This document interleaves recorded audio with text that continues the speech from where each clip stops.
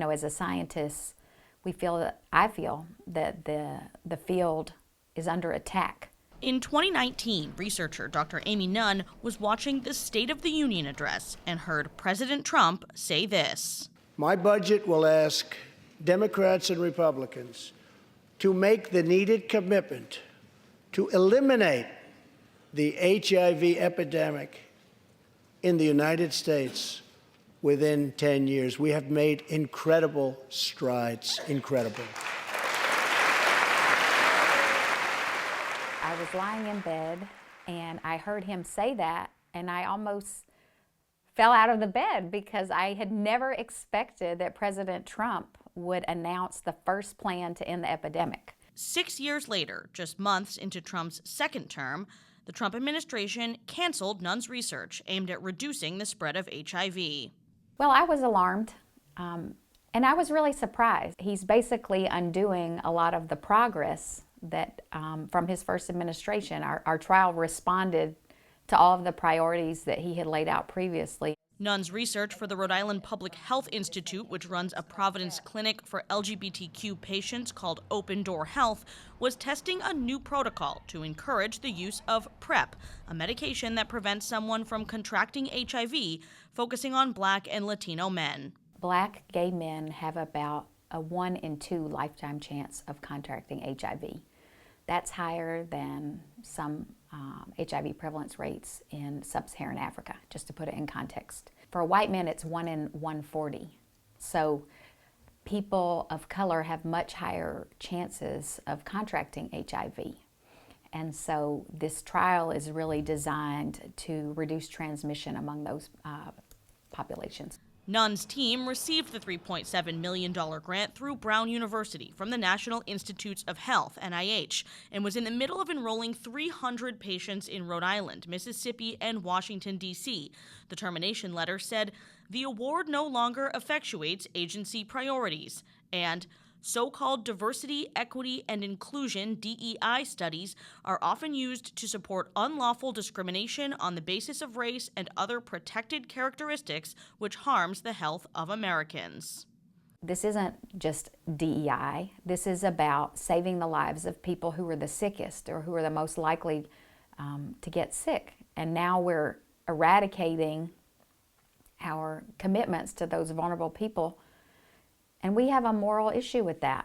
More than 1,000 grants for scientific research and public health have been terminated by the Trump administration across the country, including more than 50 that have come in steadily to Brown University and the University of Rhode Island since February. And it's not clear when the terminations might stop. I think the cuts, if we do nothing today, will set the field back decades. Dr. Philip Chan works with Nunn at Open Door Health and has had 3 research grants canceled. It is incredibly, incredibly rare for an NIH grant to be canceled. You basically have to do something really wrong for that to happen. To just uniformly cancel, all these grants based on political ideology or because they're enrolling transgender people is really never happened before. Many of the terminated grants have been for studies involving gender, race, or LGBTQ issues. So here you can see down at Quonset there were a couple of impacts. But not all. At the University of Rhode Island, Dr. Austin Becker has spent years developing a tool that tracks the potential impact of a hurricane on critical infrastructure. And then you can see here's something down at the port, a few other things down at the port that have been impacted. The Department of Homeland Security terminated the research on April 8th. I was pretty shocked by it. We hear a lot about DEI work getting terminated and climate change work getting terminated, but this work is really focused on today's challenges for all coastal communities in Rhode Island and beyond the borders of Rhode Island. Were you given a reason at all? The only reason we were given is that the work did not align with the priorities of the Trump administration. His tool, called Rhode Island Coastal Hazards Analysis, Modeling, and Prediction, or RI-CHAMP, was being used in projects for the Rhode Island Emergency Management Agency, multiple cities, the Port of Providence, and the U.S. Coast Guard.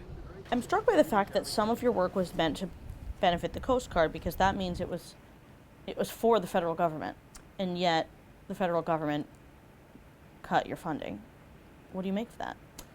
Well, I don't think anybody looked at the individual projects. The widespread cuts come at a pivotal time for scientific research in Rhode Island. State leaders funneled $45 million last year into a new agency called the Rhode Island Life Sciences Hub, aimed at strengthening the state's life sciences sector, starting in Providence's Jewelry District. On Richmond Street, the hub's first big project is nearly complete, a new state health lab topped by incubator space called Ocean State Labs, where the state hopes to lure private tenants to do cutting-edge research resulting in medical innovations.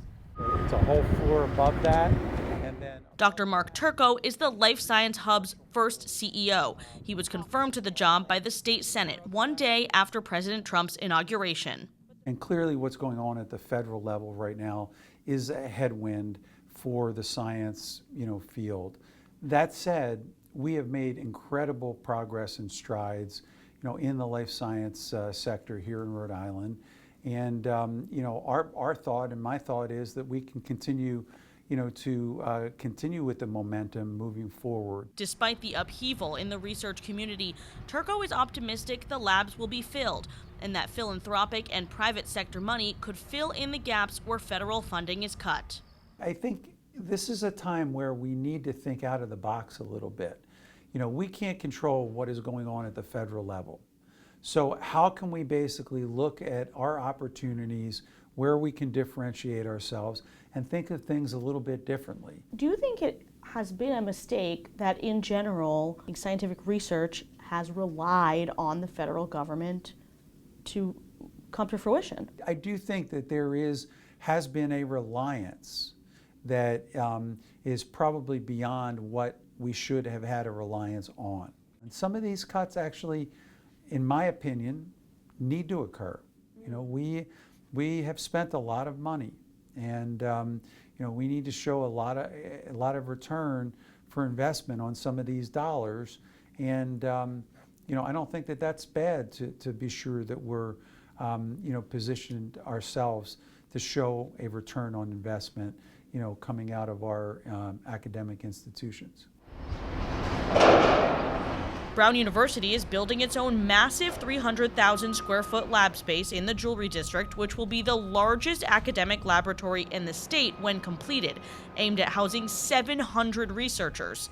But the university has said in court documents, if the NIH is allowed to follow through with planned cuts to overhead, the university may have to halt construction. Brown University President Christina Paxson declined to be interviewed for this story, citing the uncertainty around President Trump's threat to cut $510 million from the university.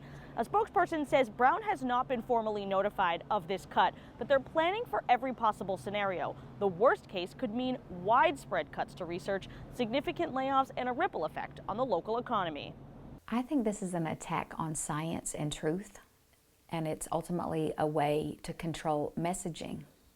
And that is terrifying because the nation's top universities are under assault because of their commitment to finding the truth and finding answers. And I think that we might be in the middle of a cultural revolution in which that's no longer valued. NIH Director Jay Bhattacharya sought to quell concerns about the cuts in late April during a 5-hour Zoom meeting with an NIH advisory council.